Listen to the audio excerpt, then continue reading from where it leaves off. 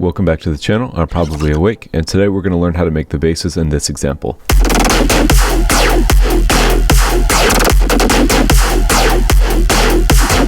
So it's split into two Serum patches, and the first one is going to be kind of a high layer, and then the second one will be a lower, more dense layer. So let's go ahead and go through the high layer first.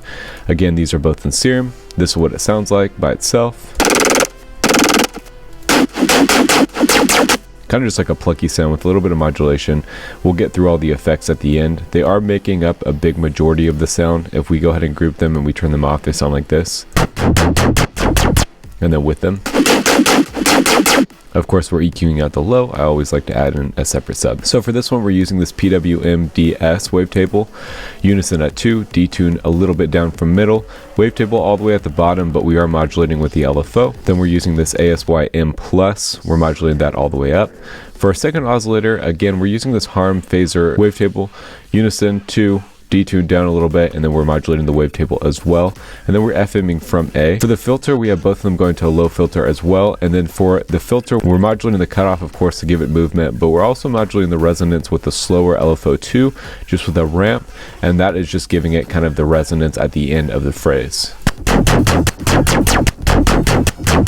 And then if it sounds like it's clipping, it's just because of the sidechain. And then we, of course, have a modulator here just to modulate for the LFO1. And this is just modulating for quarter notes all the way up to, I think, 32nd. For the effects here, we're, of course, modulating the dimension. We have the hyper all the way off, and then we're modulating the diode drive as well.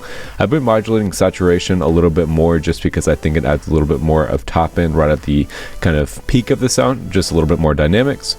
We're using some compression, no multiband compression within Serum. I'm kind of liking Ableton's more than this, so I'd rather just leave it off, but I am giving it a little bit of volume. And then just to clean up the sound, we're just using another low filter with the cutoff around the 21 hertz marks, and then we're going all the way up. For the second patch, it's actually exactly the same, and this is what it sounds like.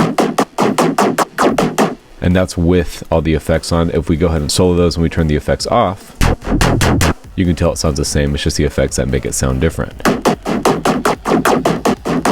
Now for the first one, what we're doing here is we're EQing out the low, we're adding multi-band compression, we're adding a vocoder. This is at 20 bands, the depth is at 200, and then we have all the bottom kind of frequencies turned down here.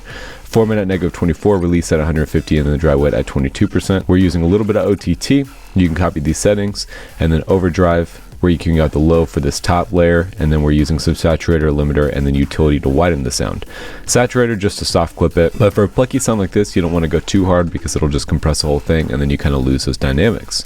For the bottom one, the only difference here is we're using a little bit more vocoder. We have the format all the way down, and then of course we're EQing out the low end again here, boosting the saturator, and then the width, we're actually turning it down to get kind of the meatiness of the sound, or the middle kind of depth or low end or whatever you want to call it. Besides that, that's all that has to do with the sound. We're just using a little bit of saturator on the group, some kickstart, that's just sidechain, and then some reverb just at the end. I am modulating your utility just to kind of shape it a little bit more, but if you have something like punch, or you have some type of transient shaper like this one, all you can do here is you can just make the transients a little bit harder, turn the link down.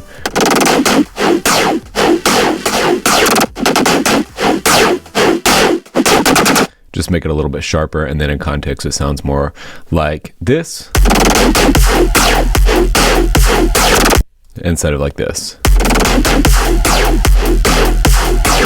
Of course, it's going to depend on how sharp you want the sound to be. I see this more being like a drop B bass. It can also be like a filler, especially if you process it a little bit harder. So that's how we make this plucky bass. I hope you learned something. With all this being said, thank you for watching, and we'll see you again in the next episode. 2 to the 3 like this.